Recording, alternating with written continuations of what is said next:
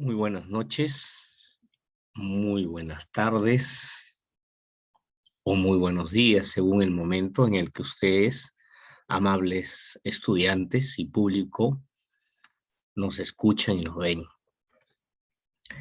Mario Vargas Llosa, ganador del Premio Nobel del 2010, escritor arequipeño que estudió en la Universidad de San Marcos y que luego hizo su posgrado en Francia con estudios sobre Gustavo Flaubert. Es el escritor que más lauros le ha dado al Perú. No vamos a hablar de la biografía extensa de Mario Vargas Llosa, sino referirnos esta tarde, esta noche, este día, a una de sus obras importantes, quizás una de las más importantes de su producción, que es la obra La ciudad y los perros, publicada en 1963.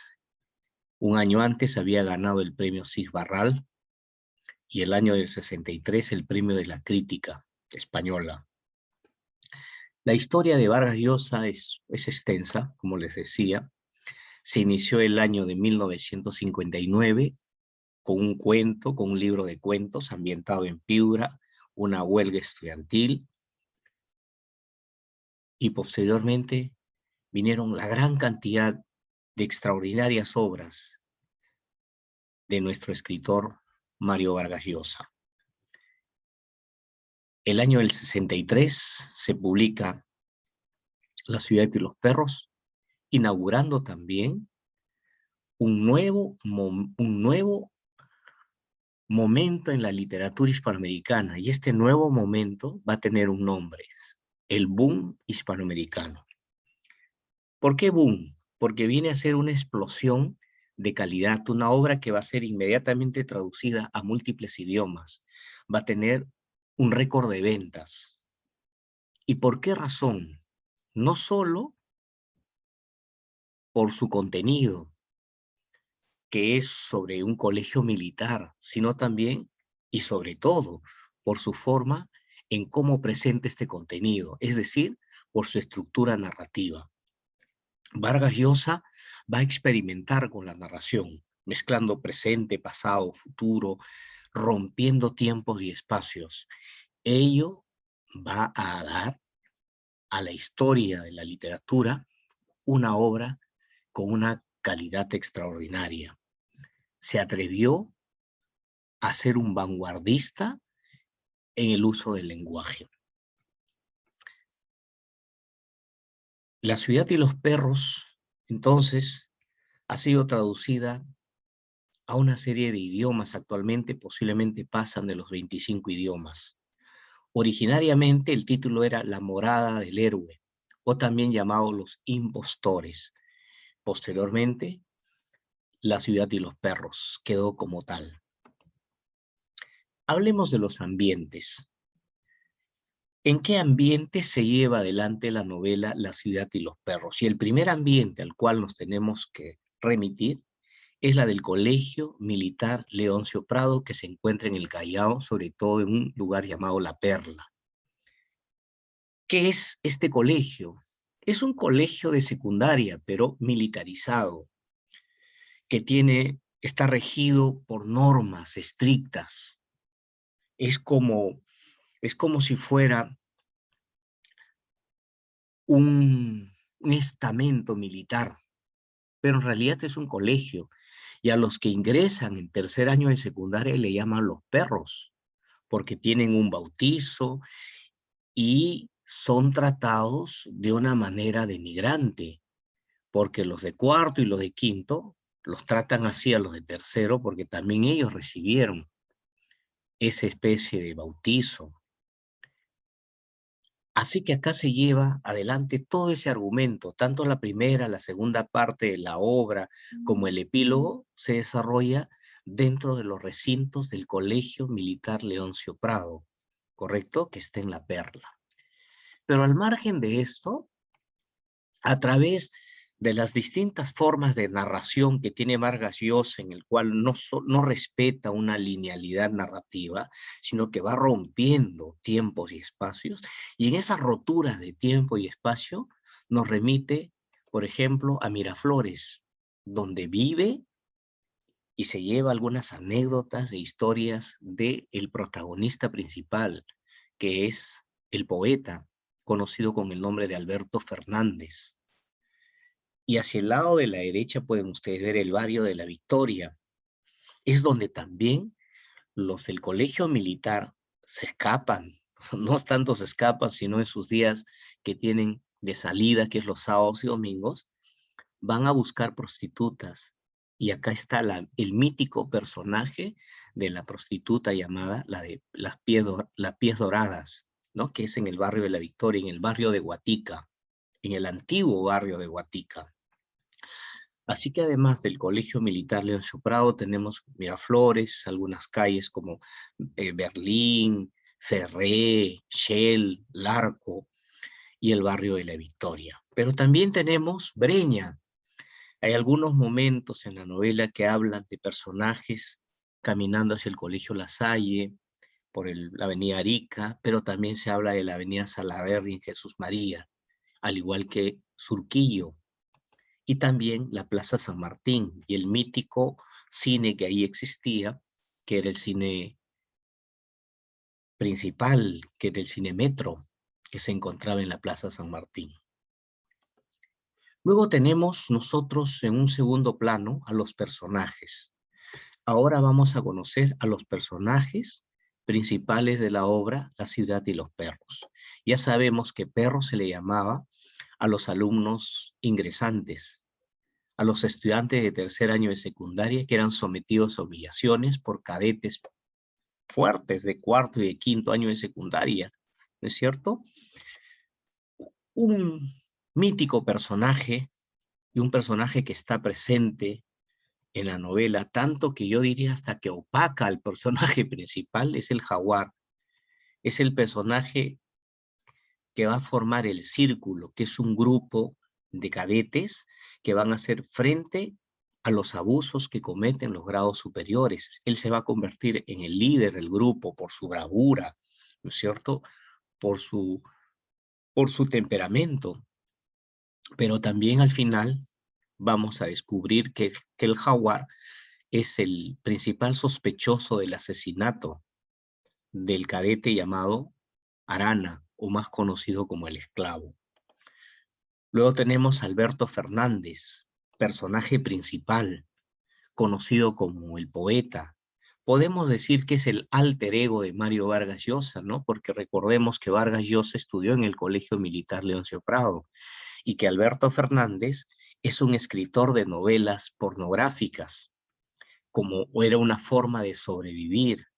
Él no era ni el tonto ni el vivo, sino buscaba el término medio y para sobrevivir hacía cartas románticas y también vendía sus relatos pornográficos, eróticos, ¿no? Entonces es un alter ego de Vargas Llosa y es un personaje que se va a convertir al final en uno de los grandes defensores del esclavo. Y hablando del esclavo, les presento al tercer personaje, que es Ricardo Arana, conocido como el esclavo. Es el mejor amigo de Alberto y le cuenta sus intimidades. Le cuenta inclusive que está enamorado de una chica llamada Teresa y que como él no puede salir, le pide al amigo que le haga el favor de visitar a la chica y hacerle llegar sus saludos y sus cartas. Es cuando el poeta le pone los cuernos, ¿no? Le pone los cuernos, pero nunca se va a enterar Ricardo Arana de esa, digamos, infraternidad del amigo, el poeta. Es un personaje débil, de ahí su apelativo el esclavo, ¿no? Ha sido educado, como dice acá el texto, ha sido educado eh, con mujeres, su padre no lo quiere, lo obliga a entrar en el colegio sabiendo que nunca se adaptará a ese ambiente. Es un muchacho que ha sido educado entre mujeres, entre su madre y su tía, se le apoda el esclavo porque es subordinado de todos los demás cadetes, etcétera, etcétera. Cuarto personaje es Teresa, una niña, una adolescente, que tiene que ver con tres personajes. Primero tiene que ver con el jaguar, que va a ser el amor imposible del jaguar. Luego se va a convertir en el amor imposible del esclavo, Ricardo Arana. Luego se va a convertir en la enamorada de Alberto, el poeta. Y por último, va a volver al principio, a ser la esposa del jaguar, pero eso lo vamos a saber al final de la historia. Empieza algo ambiguo. Uno no descubre al final de la novela, en esas roturas de tiempo y espacio, que Teresa era la, digamos, la musa de inspiración del jaguar, a quien él lo perseguía obsesivamente. Lo que sí se cuenta en la novela luego es su posibilidad de estar con el esclavo. No logra estar, pero sí está con el poeta.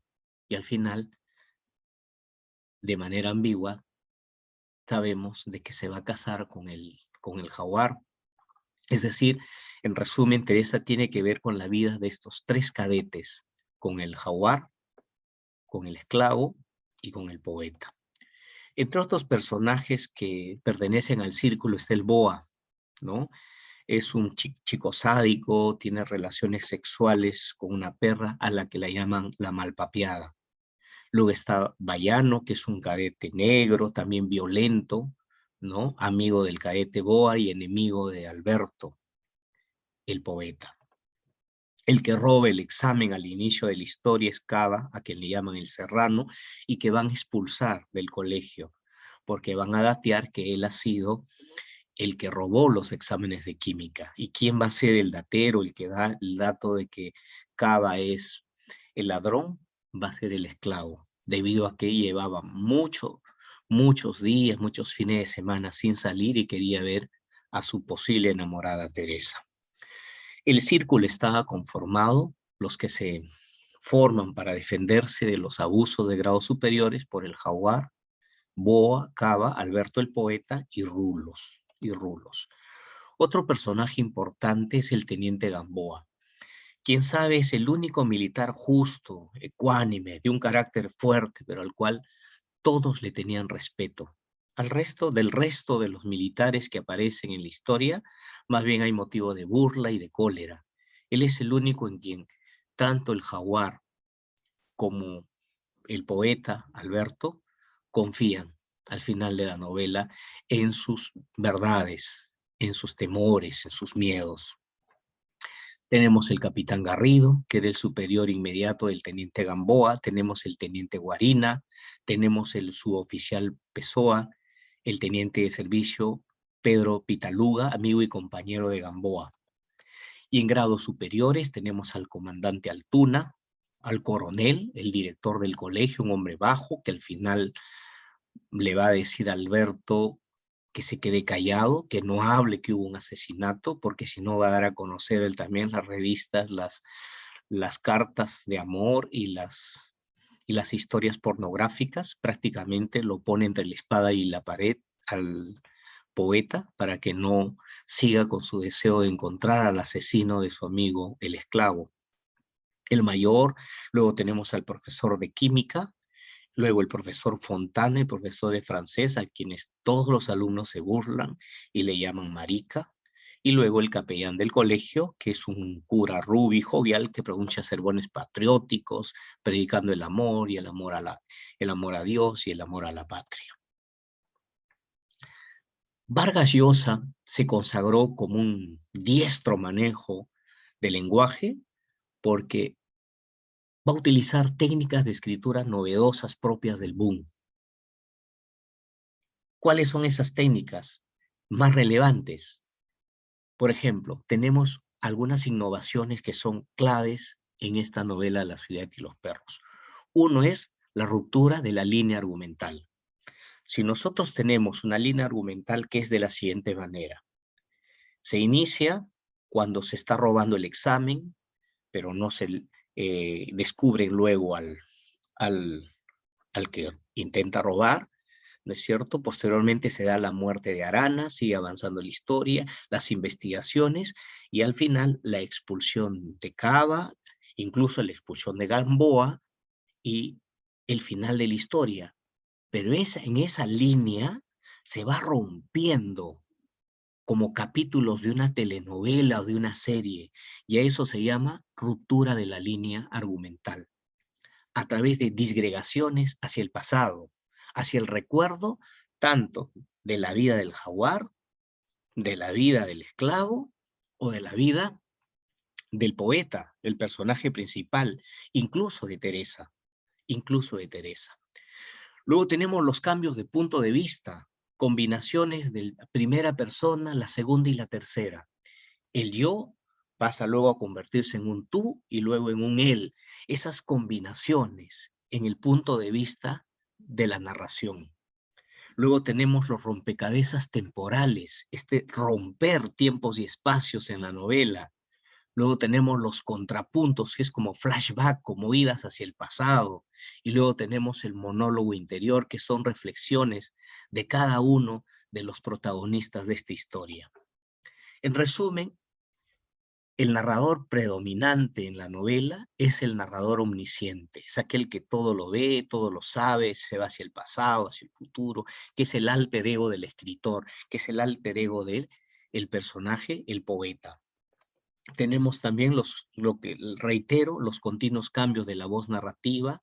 Una tercera persona omnisciente convive con varias voces narrativas en la primera persona. Luego tenemos también la técnica de los vasos comunicantes, que permite mezclar situaciones que tienen lugar en espacios y en tiempos distintos y que se enriquecen mutuamente, creando a través de esa mezcla realidades que también son nuevas. Los saltos del tiempo, las digresiones, anticipaciones, los paralelismos, los contrastes, la aparición de espacios antagónicos. Las técnicas de Mario Vargas Llosa se pueden resumir en lo que les presenté al inicio. Ruptura de la línea argumental. No se narra ABC, sino se va rompiendo estas letras a través de idas hacia el pasado. Los cambios de punto de vista del narrador, se rompe la primera, segunda y tercera persona, rompecabezas temporales, ¿no es cierto? Contrapuntos, manejos de distintos diálogos en tiempos distintos, y sobre todo la del monólogo interior, que no es más que la interiorización en la psicología de cada uno de nuestros personajes. Ahora, vamos al argumento. Vamos al argumento. El argumento es simple. Hay un robo del examen de química de parte de Cava. Así se inicia la obra, cuando están jugando dados y hay y el que pierde es Cava, el serrano Cava, al que le llaman el serrano Cava. Y él tiene que ir, ingresar y robarse el examen de química para luego poderlos vender. Y de esa manera el círculo, sobre todo el jaguar, hace el negocio de vender los exámenes. Pero resulta que se rompe el vidrio. Y más adelante van a detectar que ha sido un robo, pero nadie va a saber quién. Punto número 2. Viene el descubrimiento. Se descubre quién es el que ha robado, quién es el que ha robado ese examen. ¿Y por qué se descubre? Se descubre por la debilidad del cadete Arana, quien era el esclavo. ¿Por qué? Por la debilidad. Porque él va a querer salir para encontrarse con Teresa, quien él quiere declararle su amor. ¿No es cierto? Él es débil, todo el mundo abusa de él, se burla, le dicen marica, le dicen esclavo, así que él va a buscar a uno de los jefes y le va a decir, yo le digo quién ha intentado robar el examen, si usted me permite salir este sábado. Y entonces se produce la expulsión de Cava, del serrano Cava, porque ha sido delatado y por lo tanto a un ladrón de exámenes no se le puede permitir que siga en el colegio militar. Lo degradan de una manera un tanto escabrosa. Y posteriormente viene la muerte de Ricardo Arana en unas prácticas que hacían en los campos alrededor, un poco lejos del colegio militar. En uno de esos que saltaban los alumnos con las armas, es el balazo que cae en el cerebro de Ricardo Arana, del esclavo, y a los pocos días se da la muerte. Ahí termina la primera parte del argumento de la ciudad y los perros. La segunda parte gira en torno a las sospechas de quién pudo haber. Viene la parte policial, digamos, ¿no? La parte intrigante. Pero Alberto empieza a sospechar del jaguar. Y se obsesiona, incluso va hasta a la casa del teniente Gamboa, a decirle: yo estoy convencido que él ha sido, me tiene que creer, teniente. Y el teniente Gamboa le cree, y está también convencido de que el jaguar es el asesino del cadete Arana, ¿no? Luego, ambos se obsesionan, Alberto, el poeta, y el teniente Gamboa, por saber la verdad, pero una verdad que nunca van a lograr saber, ya que la investigación va a ser trunca por las altas autoridades, por la jerarquía, porque era mal visto que fuera de los barrotes del colegio, fuera de las paredes del colegio militar, se pueda saber que ahí hubo un asesinato. La cosa es callar. Por más que haya habido un asesinato, la cosa es callar. Y lo callan a Alberto, diciéndole que no van a denunciar sus novelitas pornográficas y tampoco lo que él hacía para ganarse dinero. Y al teniente Gamboa deciden enviarlo a otro lugar del Perú, a la selva del Perú. Ahí termina la segunda parte. Y la tercera parte es con la despedida de Gamboa y la ira de Gamboa, de decirle al jaguar que es el asesino. Y al final el jaguar, que había aceptado en un primer momento ser el asesino, al final le dice al cadete Ricardo, al poeta, que él no ha sido, que él ni siquiera sabía que Arana le había delatado a Cava y que él no ha sido el asesino. Entonces queda en esa intriga, y eso es lo interesante de esta novela, que no dice verdades, sino, digamos, algunas intrigas que parecen verdad. La primera parte, entonces, es cuando se da la planificación del robo por orden del jaguar, luego se da el robo del examen, las investigaciones de las autoridades, la confesión del esclavo y la expulsión de Cava. Esa es de la primera parte, ¿correcto? Ampliando un poco. El cadete Arana, a quien le llaman el esclavo, sufría siempre de abusos y de robo. Le robaron el sacón, le robaron los cordones y le pide ayuda a Alberto. Alberto está obsesionado en salir, quiere salir, quiere ir a la Victoria, conocer a la Pies Dorados de quien le han hablado tanto. Y entonces le dice que le preste dinero. Y ahí va surgiendo una amistad.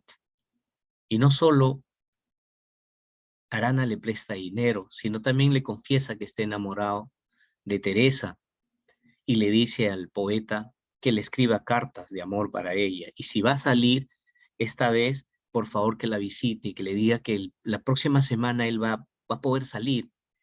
Y así se hacen amigos. Llega el momento, producido el robo, viene el examen de química. Arana, que es el buen amigo del poeta, intenta tirar un papelito e intenta ayudarle, ¿no?, al poeta, pero lamentablemente es visto. Y por ello es la razón de que él no sale. La razón de que él no sale y se obsesiona para que una persona como su amigo Alberto, el poeta, vaya a visitar a Teresa, es esa la razón, porque él cae con el plagio. Así que Alberto visita a Teresa y se enamora de Teresa, prácticamente en el lenguaje juvenil serruchándole un poco el piso, y Teresa se convierte en su obsesión amorosa. Y él nunca se lo dice a Arana porque le da pena, ¿no? ¿Cómo le va a decir: mira, he ido a visitar a tu enamorada y al final resultó siendo mi enamorada? En su desesperación, el esclavo delata a Cava porque sabe que Cava ha sido el que ha robado el examen. ¿Y a quién se lo dice? A Guarina. y le dice, Guarina, que es el superior, ¿no? Guarina, yo le voy a decir quién ha robado el examen y usted se va a llevar todos los lauros, pero quiero que me permita salir. Y Guarina le ofrece, está bien, tú me dices quién ha sido y yo permito que salgas. Y es entonces que se da la ira del jaguar y la degradación de Cava.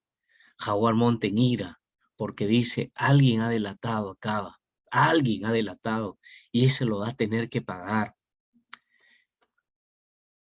Entonces, viene la práctica un fin de semana, las prácticas militares que siempre hacen por líneas, y es ahí donde se produce la muerte de, del esclavo, ¿no? Al parecer, porque la novela no lo dice directamente, al parecer Jaguar se ha enterado de que quien ha delatado a Cava del robo del examen ha sido el esclavo. Y entonces ahí vino el tiro, pero no se dice, son meras sospechas, meras intrigas. Ahí termina la primera parte. La segunda parte es cuando ya estando el esclavo durante 12 y 3 días en la enfermería del colegio militar, el cadete Urioste es el primero quien lleva la noticia al grupo. Arana muerto.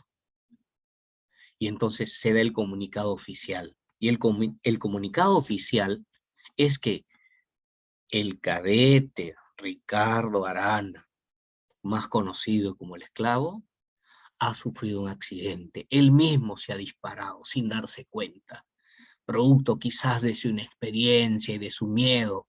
Es decir, la oficialidad intenta tapar un posible asesinato. Y esa es la consigna. Pero Gamboa luego va a recibir la visita de uno de los cadetes que le va a decir, no, no ha sido un accidente, ha sido una venganza hecha por el jaguar. Se nos cuenta acá el velorio y las confidencias de la familia. El papá de Ricardo Arana, del esclavo, cuenta en una historia muy triste durante el velorio de cómo era la vida de pequeño de Arana. Alberto sale después del entierro del cadete y visita la casa de Gamboa. Es ahí donde le dice que él está totalmente convencido que el asesino del cadete Ricardo Arana es el jaguar. Gamboa inicia también sus investigaciones y en estas investigaciones él le pide que le diga toda la verdad al cadete Alberto, y el cadete Alberto, por considerar al esclavo su amigo, está muy dolido. Se vuelve un ser totalmente ido de la realidad y no solo le dice que el asesino posible es el jaguar, sino que también hay robo de sacos, hay robo de cordones, se comercializa alcohol, se vende cigarrillos, crían una perra, tienen sexo con gallinas, es decir, cuenta todo lleno de ira. Y es cuando Gamboa entonces empieza los duros castigos contra los cadetes de Quinto, en el que está el jaguar y a quien es confinado en una celda. Va a ser en esta celda, ¿no?, donde va a ser llevado el jaguar y donde sus compañeros van a creer que él ha sido el soplón de la comercialización de trago, de la venta de cigarrillos, y el jaguar nunca les va a decir que él no ha sido el que ha hablado por una cuestión de dignidad. Él dice, si creen en mí, pues tienen que creer. Si creen que soy un soplón, pues soy un soplón. Y es ahí donde conversan con Alberto. Y Alberto le dice, yo te he delatado. Y ahí es cuando se produce una pelea brutal entre Alberto el poeta y el jaguar. El jaguar le dice, yo ni siquiera sabía, yo ni siquiera sabía que el poeta, yo ni siquiera sabía que el esclavo Arana había delatado al serrano Cava. Así que conmigo te confundes. Yo no he sido el asesino. Y lo convence Alberto, que en un primer momento estaba totalmente convencido que Jaguar era el asesino. Y ahora sí surgen las dudas en la mente de Alberto. Y vienen las duras represalias contra los de Quinto, ¿correcto? De parte de Gamboa y de la oficialidad. Cuando el Jaguar es liberado y regresa a los salones de Quinto, todos le dan la espalda y le empiezan a gritar por primera vez, soplón, soplón, soplón. Y él tiene que batirse contra ellos y no abre la boca diciendo que él no ha sido, porque él no necesita eso, no necesita decirlo y se aísla y se queda completamente solo. Entonces acá llegamos casi a la parte final del texto, en el que se produce la ira de Gamboa y Alberto contra el Jaguar y también las serias dudas. Al final le dan la oportunidad de elegir a Alberto. Si tú vas a seguir acusando al Jaguar, entonces también nosotros te vamos a expulsar y acusar de ser quien ha profalado o ha divulgado revistas pornográficas. Así que, cadete Alberto Fernández, sería mejor que usted deponga de su actitud de seguir acusando que acá hubo un asesinato. Esto ha sido un accidente. Al final, queda como un accidente. Y viene la parte del epílogo. La parte del epílogo es cuando Jaguar se incrimina ante Gamboa, que lo designan fuera del colegio, ¿no? Porque también él se obsesionó de acusar a Jaguar de ser el asesino. Y le dice en la cara al teniente Gamboa, yo soy el asesino, acúseme para que no lo voten a usted, acúsame, estoy convencido, dígale que yo acabo de decirle que yo maté al esclavo. Pero ahora Alberto ya duda de que lo que ha dicho el Jaguar sea verdad. De tal manera que al final de la historia queda la intriga. Y justamente ahí está la razón de que la obra sea interesante. Un crítico literario llamado Javier Cercas decía que La ciudad de los perros es una novela que no dice certezas, sino ambigüedades. Y eso lo que hace de la novela interesante, las ambigüedades y no las certezas. Las historias no cronológicas que se dan en la novela se refieren al cadete Ricardo Arana, conocido como el esclavo.